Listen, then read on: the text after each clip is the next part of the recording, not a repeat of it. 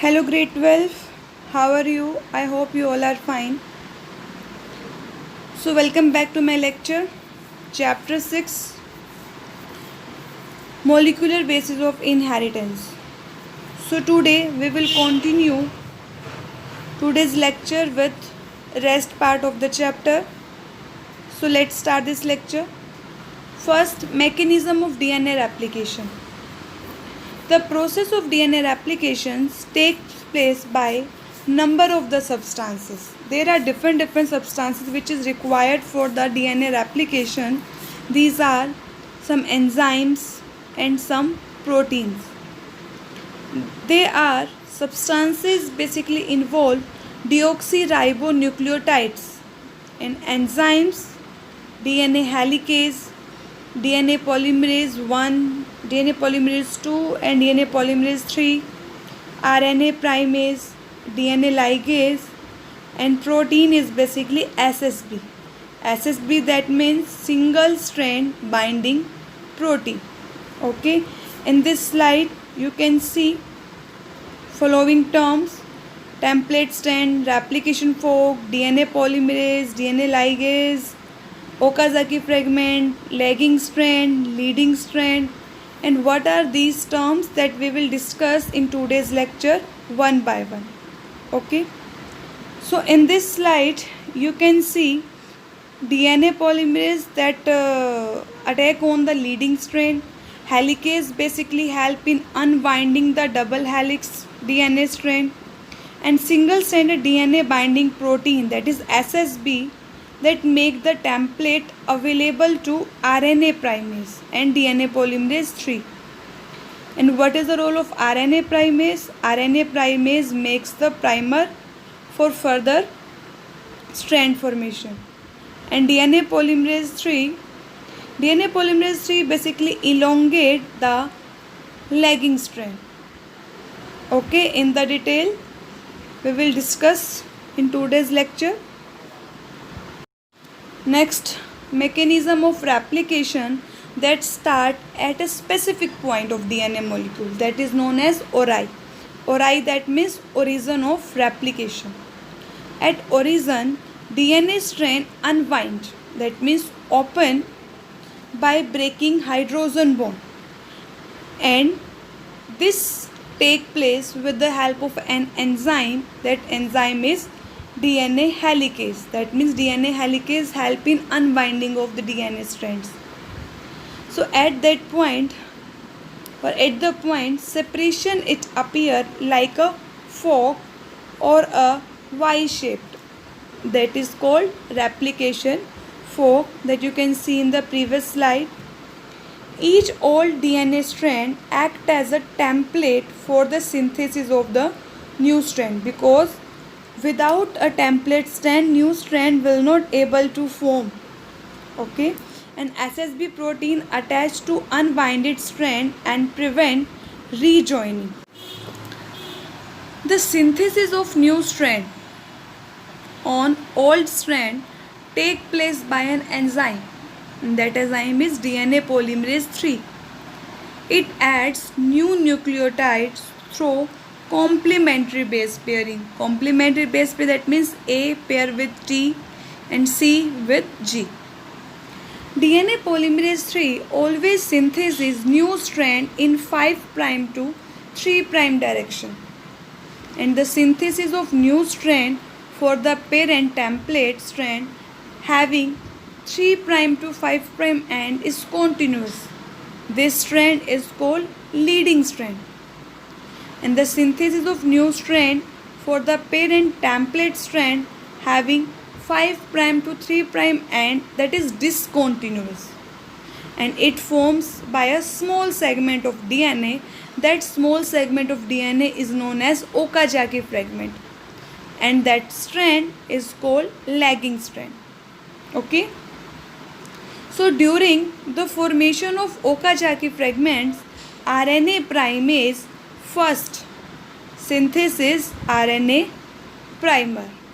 Okay, after that further DNA formation will take place.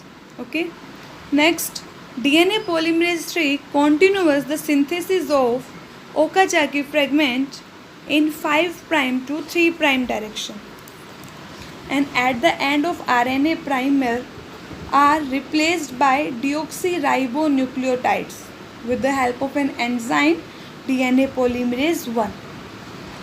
And now the Okazaki fragments joins together. These are the small segment of DNA na Okazaki fragment. So these small segment of DNA joins together with the help of enzyme, that is DNA ligase. And DNA polymerase 2 once again check and repair the error occurs in the new strand. Okay. So next is central dogma.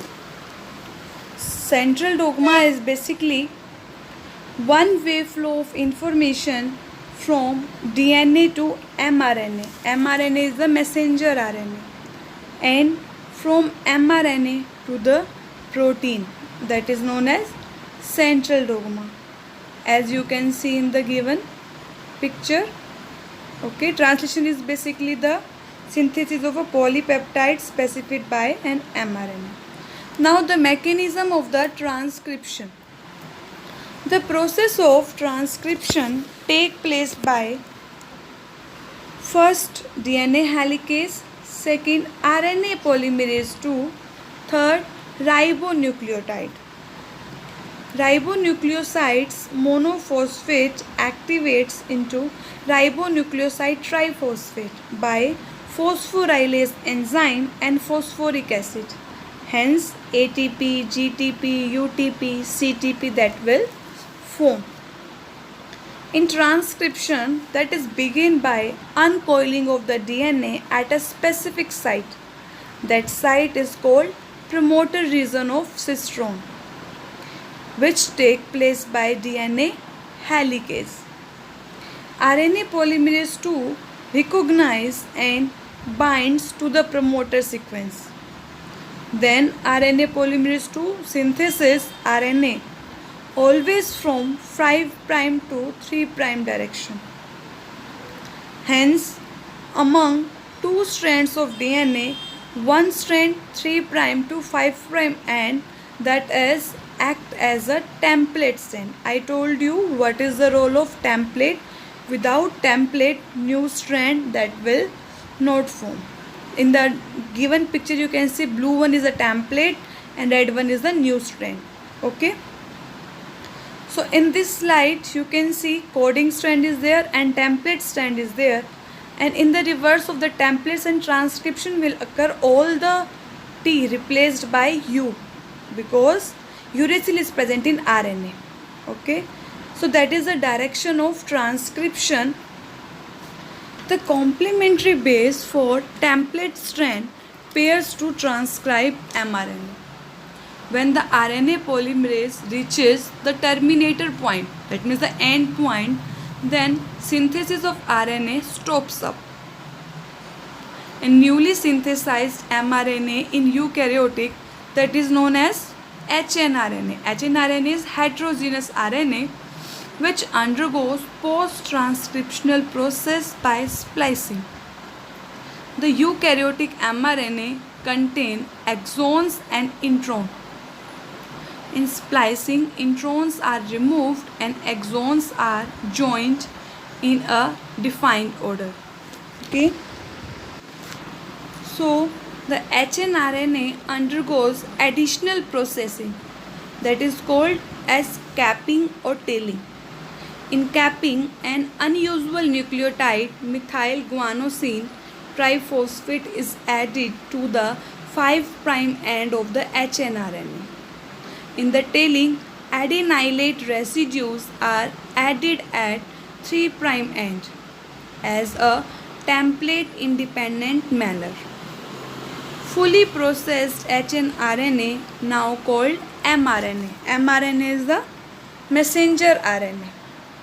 So fully processed heterogeneous RNA, now called messenger RNA, is transported out of the nucleus for further translation.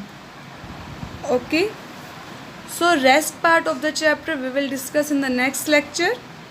If you have any doubt, then you can ask me anytime. So till then, stay at home, stay safe, be happy, and thank you.